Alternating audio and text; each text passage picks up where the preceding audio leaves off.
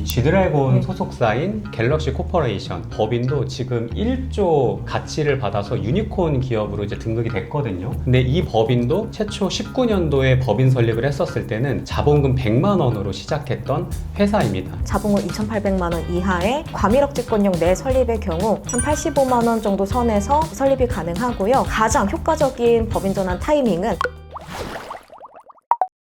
네, 안녕하세요. 오너스 경영연구소 조기열 경영지도사입니다. 웨딩 에이전시 법인 운영을 했었고요. 40명 정도의 컨설턴트들을 육성하고 이끌고 있는 지점장 역할을 맡고 있습니다. 네, 안녕하세요. 세무회계세로 대표 세무사 정초은입니다. 현재 오너스 경영연구소 텍스파트 자문을 맡고 있습니다. 그 외에 대학 강의도 하고 책도 집필하면서 스타트업 전문 세무사로 활동을 하고 있습니다. 가장 큰 차이는요, 책임감의 범위라고 말씀을 드리고 싶습니다. 개인 사업자는 사업자 이퀄 대표라서 분리가 불가능합니다. 따라서 사업에서 발생하는 매출도 이익도 자산 부채도 모두 그 개인한테 귀속이 되게 됩니다. 따라서 그 사업주는 개인 사업장과 관련된 모든 책임, 무한 책임을 지게 되고요. 사업자로 진 빚은 그 개인 사업자가 모두 부담을 해야 되기 때문에 사업을 하면서 망하게 된다? 그거는 사업주가 망하는 것과 비슷하다고 봅니다. 반면에 법인은 회사의 대표와 회사가 완전히 분리가 되어 있습니다. 매출도 손실도 자산도 부채도 법인의 것이고요. 대표자나 주주가 관여를 하지 않게 됩니다. 그래서 법인이 망한다 한들 대표자나 주주가 망하게 되는 건 아니고요. 대표자나 주주가 그 법인의 대출을 같이 연대해서 부담할 책임도 없습니다. 따라서 그 이익도 법인에게 귀속이 되는 거기 때문에요. 법인에 아무리 돈이 많다고 한들 대표나 주주가 이익을 가져오기 위해서는 배당이나 급여 이렇게 소득 신고를 하고 가져와야만 합니다.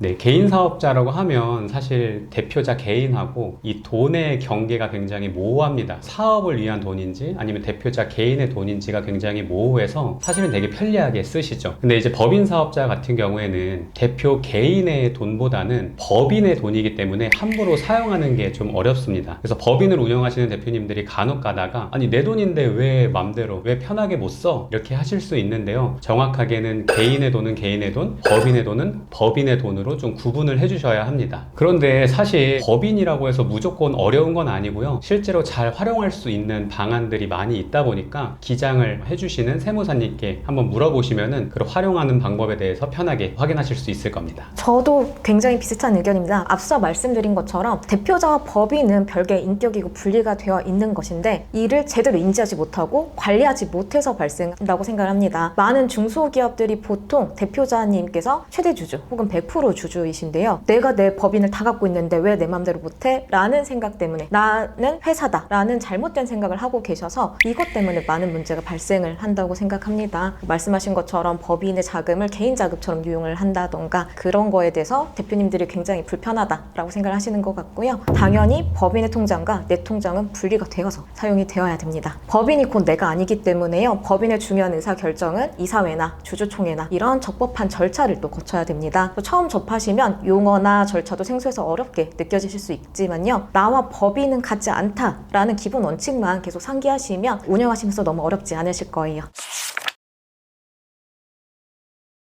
제가 생각하는 가장 큰 장점은요, 활용도라고 생각합니다. 활용만 잘한다면요, 법인 사업자는 개인과 다르게 활용할 수 있는 방안이 정말 무궁무진합니다. 저는 세무사지만 세금적인 이익보다 사업의 확장성이라고 생각을 해요. 스타트업 전문 세무사다 보니까 법인 설립 단계에서부터 같이 작업을 하는 경우가 많은데 개인 사업자인데도 손실이 나는 상태인데도 불구하고 법인 전환하시려는 대표님들을 종종 뵙습니다. 이런 경우는 외부에서 투자 유치를 받기 위해서 법인 전환이 필수적인 거거든요. 법인 같은 경우는 계속 말씀드린다시피 법인 대표와 주주가 분리가 되어 있다 보니까 외부 투자자들이 투자를 하기가 굉장히 좋은 구조가 됩니다. 언제든 대표자를 바꿀 수 있고요. 주식을 사고 파는 걸 통해서 주주도 변경이 가능합니다. 그래서 외부 투자자들의 경우 투자를 하기 위해서는 꼭 법인이 필요로 한 거거든요. 근데 개인 사업자의 경우 대표자랑 주주가 분리가 되지 않기 때문에 그 사업자의 지분권을 가지려면 그 사업장의 공동 대표자가 돼야 되는 거거든요. 이 경우 외부 투자자가 들어오기가 힘들겠죠. 그렇기 때문에 때문에 이 사업을 확장하시려면 법인으로의 전환이 굉장히 중요합니다. 그래서 이런 일정 규모 이상의 사업을 일구신 분들이라면 법인이 훨씬 전략적인 사업 구조가 될 수 있습니다. 이 부분에서 저도 조금 부연 설명을 좀 하자면요. 사실 법인의 장점은 이런 세무적인 부분도 물론 있지만 이 B2B 거래할 때는 굉장히 중요한 부분이 있습니다. 이 거래처에서도 안정성을 좀 가지기 때문에 오히려 거래에 대한 신뢰감을 좀 높일 수도 있고요. 실제로 법인이어야지만 거래하는 경우들도 있습니다. 그래서 법인 사업자를 좀 필수적으로 필요로 하는 곳들이 많이 있고요. 또 정책자금 측면에서는 사실 개인 사업자는 정책자금을 받았을 때 이 대출에 대해서 무조건적으로 갚아야 되지만 조금 문제가 있을 수 있겠지만 법인 사업자 같은 경우에는 꼭 갚지 않고 폐업 처리를 하더라도 대표자 개인에게 문제가 되지 않는다라는 장점이 있습니다. 그래서 정책자금을 운영하는 측면에서는 그래도 개인 사업자보다는 법인 사업자가 훨씬 더 좋다라고 할 수 있을 것 같아요. 그리고 법인 운영의 단점도 같이 말해주면 좋을 것 같아요. 제가 실무에서 볼 때 여러 대표님들께서 공통적으로 의견을 내주시는 게 있는데요. 개인적으로 자금을 쓰기가 좀 굉장히 불편하다라는 얘기가 있습니다. 특히 개인 사업자를 오래 하셨던 분들 같은 경우는 개인 사업자가 대표 사업과 같기 때문에 그 해의 순이익은 모두 다 종합소득세로 과세가 된 상태입니다. 이미 세금을 납부한 상태이기 때문에 개인 사업자의 통장에 있는 자금은 언제든 사업주가 가져가도 전혀 문제가 되지 않아요. 그런데 법인 같은 경우는 그 해에 남는 소득을 법인세로만 부담을 했을 뿐이지 거기서 대표자가 개인으로 소득을 가져오려면 급여나 배당이나 퇴직이든 이렇게 별도의 소득으로 가져와야 되는 거거든요. 그렇기 때문에 법인에 아무리 많은 예금 잔액이 남아 있다고 하더라도 그걸 대표님께서 편하게 쓰시면 안 되는 자금입니다. 그거를 아무래도 대표님들께서는 가장 불편하다라고 생각하시는 것 같아요. 지점장님 생각은 또 어떠실까요? 네, 추가적으로 이렇게 크고 작은 비용들이 많이 부가적으로 발생이 되는데요. 사실 뭐 세무 기장만 따지더라도 개인 사업자는 뭐 10만 원, 뭐 법인 사업자는 뭐 15만 원, 뭐 이렇게 해서 차이도 나기도 하지만 매출 규모가 아무리 작더라도 법인 사업자면은 재무제표를 필수로 만들어야 하거나 또는 행정적인 서류를 많이 만들거나 또는 등기를 쳐야 되는 어떤 여러 가지 좀 번거로움이 어떻게 보면 법인의 단점일 수 있다고 생각을 합니다. 법인을 운영하면 또 어떤 분들이 좀 도움이 되는지도 좀 같이 말해주면 좀 좋을 것 같은데요. 내가 법인을 운영하는 게 나을지 그런 고민을 하시는 분들에게도 얘기해 주시면 좋을 것 같아요. 법인을 운영하면 특히 좋은 경우는 두 가지로 나눠서 생각을 해주시면 좋을 것 같습니다. 첫 번째는 사업을 확장하시려는 경우입니다. 투자를 받을 계획이 있거나 정부 지원금, 정책 자금을 신청하시려는 경우 아무래도 법인으로 신청을 하시고 투자를 받으시는 게 훨씬 유리합니다. 두 번째는 세금 부담이 크신 경우입니다. 개인 사업주로 운영 중인데 매출도 커지고 순이익도 커져서 적용받는 세율 구간이 높고 세금이 너무 많이 나와서 세금 부담이 큰 경우, 앞서 말씀드린 것처럼 순이익을 다 그 해의 소득으로 과세가 되기 때문에요. 개인 사업자의 경우 세금 부담이 굉장히 커지거든요. 이 경우는 법인으로 전환하시는 걸 고려해 보시는 것도 좋습니다. 그래서 사실은 이 정책자금이나 정부지원금 뿐만 아니라 이 투자 유치까지도 좀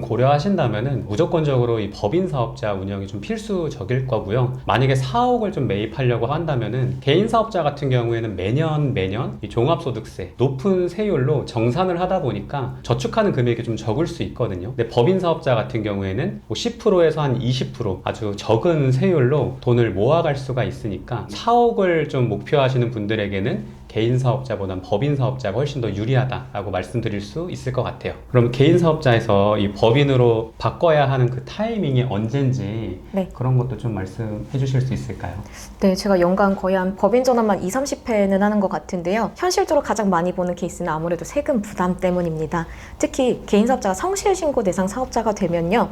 종합소득세 신고 난이도도 높아지고 성실신고 부속서류 같은 제출해야 되는 서류도 굉장히 많아지거든요. 그래서 보통은 성실신고 대상 사업자가 될 정도로 매출이 높아지면 그에 따라서 순이익도 높아진 경우가 많은데요. 순이익이 높아 세금 부담이 될 때 그때 법인 전환을 가장 많이 결정을 하시는 것 같습니다. 그래서 대표님들께서 유의를 해주셔야 되는 게 한 가지 있는데요. 성실신고 대상 사업자가 되기 전에 법인 전환을 결정을 해주셔야 됩니다. 성실신고 대상 사업자가 되고 나서 그 이후로 법인을 전환하시면요. 법인도 3년간 성실신고 대상 사업자가 되기 때문에 가장 효과적인 법인 전환 타이밍은 성실신고 대상 사업자가 되기 직전의 개인 사업자인데 순이익이 높은 경우라고 정리해드릴 수 있습니다. 다만 단순히 세금만을 보고 법인 전환하기보다는 사업의 구조나 자금 흐름, 향후 계획 등을 어떻게 꾸려갈지에 대한 검토를 하셔서 종합적으로 판단한 후에 결정하시는 걸 추천드립니다. 네, 그래서 이렇게 세무사님께서 말씀해 주셨듯이 성실신고 대상자 적용되기 전에 법인 전환을 하는 것도 고려해 보겠지만요. 추가적으로 이제 대기업하고 거래를 한다라던가 좀 큰 회사하고 B2B 거래를 할 때는 아마 법인이 좀 필수적으로 필요할 겁니다. 그래서 그러한 목적에 의해서도 법인 설립이 좀 필요하고요. 그리고 정말 중요한 부분 중에 하나인데요. 사실 정부 지원금 같은 경우에는 창업 기업에게 많은 혜택을 좀 줍니다. 그래서 내가 만약에 개인 사업자로 유통 사업을 한다면은, 만약에 OEM 제조라든가 아니면 직접 제조한다라고 생각을 한다면은 업종 추가보다는 법인 사업자로 제조 창업을 하시는 게 정부 지원 혜택을 받는데 더 큰 효과를 누릴 수가 있습니다. 그래서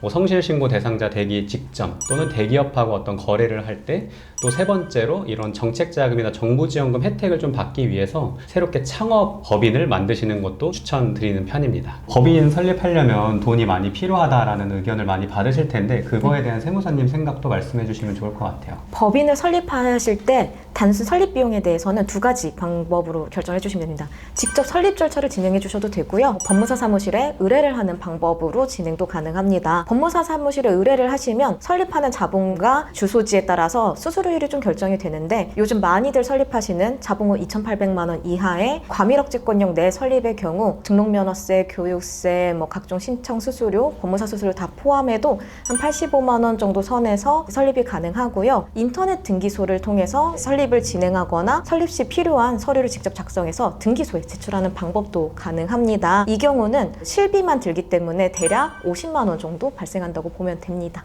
네, 그래서 최근에 이제 자본금 얼마로 법인 설립할 수 있나요? 라는 질문도 꽤 받는데요. 사실은 100만 원으로도 법인 설립이 충분히 가능합니다. 그래서 최근에 이제 인스타그램 통해서 공개했는데, 이 G드래곤 소속사인 갤럭시 코퍼레이션 법인도 지금 1조 가치를 받아서 유니콘 기업으로 이제 등극이 됐거든요. 근데 이 법인도 최초 19년도에 법인 설립을 했었을 때는 자본금 100만 원으로 시작했던 회사입니다. 그래서 자본금이 꼭 많은 액수만 가지고 있어야 법인 설립이 되는 게 아니고 100만 원 수준만 있더라도 법인 설립이 되다 보니까 적극적으로 검토해 보시는 것도 좀 추천드립니다. 그런데 제가 방금 말씀드린 것처럼 이렇게 투자 유치가 가능한 회사 같은 경우에는 자본금을 적게 하시는 것도 괜찮지만, 일반적인 중소기업 분들 같은 경우에는 자본금을 1,000만 원에서 한 5천만 원 정도는 세팅하는 거를 좀 추천드려요. 왜냐하면 정책 자금을 받을 때는 부채 비율을 굉장히 중요하게 여기거든요. 그래서 내가 자본금 대비 차입금이 얼마나 되는지를 중요하게 여기기 때문에 웬만하면 자본금을 1,000만 원에서 한 5천만 원 정도는 세팅하는 것들을 좀 추천드립니다. 전문가의 좀 도움이나 전문 지식 없이 혼자 법인 설립하는 방법도 알려주시면 좋을 것 같아요. 네, 실제로 요즘에는 인터넷을 통해서 직접 설립을 해 오셔서 등기까지 마친 후에 저한테 기장 의뢰만 맡기시는 대표님들도 종종 뵙거든요. 온라인 법인 설립 시스템이라는 사이트가 있습니다. 그 사이트를 통해서 기본 정관 이런 것도 다 제공받을 수 있고요. 거기서 제공하는 절차에 따라서 세금만 좀 내시고 이런 처리 프로세스만 따라가시면 법인 설립 어렵지 않게 하실 수 있거든요. 이 경우 온라인 법인 설립 시스템에서 제공하는 기본 정관은 너무 기본적인 내용만 담고 있어서 대표님들께서 나중에 추가로 필요하신 내용들이 분명히 있으실 거예요. 이런 것들은 사업이 시작한 이후에라도 꼭 필요한 항목 검토해서 정관에 추가해 주시거나 정관에서 위임한 바에 따라서 별도 규정을 꼭 회사에서 구비를 해주시는 걸 추천드립니다. 네, 실제로 이 법인을 운영하게 되면은 대표님이 개인적으로 편하게 돈을 쓰려면 정관 안에 정비가 제대로 되어 있어야 하거든요. 그래서 보수 지급 규정이라던가 퇴직금 지급 규정 같이 이런 규정들이 제대로 세팅이 좀 필요합니다. 그런데 이제 온라인에서 셀프로 이렇게 법인 설립을 좀 하다 보면은 그런 부분들을 좀 놓치기 쉽다 보니까 이런 것들에 대해서 좀 전문적으로 알고 있는 전문가하고 상의하면서 법인 설립하는 것도 많이 추천드립니다. 세무사님께서 법인을 운영하면서 좀 놓치기 쉬운 관리 포인트나 가장 많이 하는 실수는 좀 어떤 것들이 있는지 설명해 주시면 좋을 것 같아요. 이건 정말 확실하게 가지급금 관리라고 말씀드리겠습니다. 이게 가지급금이라는 말이 어려서 그런데 대표자나 이런 분들이 회사에서 법인에서 돈을 빌려간 걸로 보는 자금을 통칭하는 거거든요. 이 가지급금이 생기는 원인은 회사 돈과 개인 돈 구분 안 하시고 법인 돈을 조금 마음대로 쓰셨던 경우에도 발생할 수 있고요. 실제 사업에 쓰셨는데 증빙이 어려운 리베이트 같은 거를 지급하셔서 발생하는 경우도 있으실 수 있고요. 뭐 한국인 직원들을 고용하기 어려워서 다양한 업종에서 외국인 직원을 고용했는데 그 인건비 신고가 좀 어려워서 발생하는 경우, 이렇게 다양한 상황에서 가지급금은 발생할 수 있습니다. 근데 이 가지급금 발생 원인은 다양하지만 결론 하나입니다. 대표자가 법인에서 그 돈을 빌려간 걸로 보는 거거든요. 빌려간 돈이기 때문에 대표자는 그 법인에 이자를 부담을 해야 되고요. 그 원금을 상환할 의무가 있습니다. 이게 가지급금의 규모가 작을 때는 급여를 늘리고 뭐 배당을 하고 하는 방식으로 가지급금을 상계해갈 수 있겠지만 가지급금 규모가 커져 버리면 나중에는 이걸 처리하기가 굉장히 어려워지거든요. 그렇기 때문에 법인 초기의 대표님이시라면 운영 초기부터 가지급금 관리를 꼭 신경 써주시는 걸 추천드리고요. 법인을 운영한 지 오래되었는데 제대로 된 점검을 못 받아보셨다. 내가 가지급금이 얼마나 쌓였는지도 잘 모른다 하시는 대표님들은 빠르게 좋은 세무사님 추천 받으셔서 점검 받아보시는 걸 추천을 드립니다. 네, 그래서 이런 가지급금뿐만 아니라 사실은 매년마다 정기 주주총회를 열어야 됩니다. 법인이라면. 그런데 많은 대표님들이 이런 부분을 좀 놓치게 되는데요. 3월에 이제 법인세 신고 기간이잖아요. 그래서 법인세 신고하기 전에 정기 주주총회를 열어야겠다라고 생각을 하시면은 아마 쉽게 해결을 하실 수 있을 겁니다. 이런 정기 주주총회가 제대로 이행되지 않으면은 과태료 막 500만 원 이렇게 받을 수도 있거든요. 그래서 이런 부분은 꼭 놓치지 말고 제대로 이행하시는 거를 좀 추천드리겠습니다. 네, 이번에 빨간 표지에 책이 나왔는데요. 이 법인 업력에 따라서 스텝마다 필요한 과정들을 포함한 기업 경영 로드맵이라고 생각을 하시면 됩니다. 그래서 실제로 사업을 하는 그 초창기 때 내가 뭘 필요하지? 내가 어떤 걸 모르지? 이런 거조차 아예 모르는 경우들이 굉장히 많이 있거든요. 그래서 업력 3년이 안 됐을 때 이런 것들을 좀 챙겨야 되는구나. 3년이 넘어갔을 때 이런 것들을 챙겨야 되는구나. 이런 내용들이 이 책 한 권에 잘 담겨 있습니다. 그래서 이 책 한 권을 통해서 내 지금 상황이 어떤 상황인지 그리고 어떤 것들을 좀 목표로 해서 가야 될지를 생각하시면서 사업을 운영하시면 아주 크게 도움이 되실 것 같고요. 이 법인을 운영할 때는 사실 다양한 관점의 전문가들이 필요로 합니다. 아까 전에 뭐 예시로 말씀을 드렸지만 세무사님이나 회계사님 같은 경우에는 어떻게 보면 절세에 조금 포커싱이 되어 있을 수 있어요. 그런데 과도하게 절세를 하게 되면 오히려 정책자금이나 정부지원금을 받는데 문제가 생길 수 있습니다. 그래서 그 반대의 입장에서 세무사님과 같이 풀어낸 책이 이 책이거든요. 그래서 절세도 잘 할 수 있지만 정책자금이나 정부지원금을 잘 받기 위해서 같이 포함된 내용이니까요. 잘 구성된 만큼 이 내용으로 스터디하시면서 법인 운영하시면 크게 도움 되실 것 같습니다. 혹시 그럼 이 책을 어떤 분들께서 읽으면 좋을까요? 추천해 주신다면?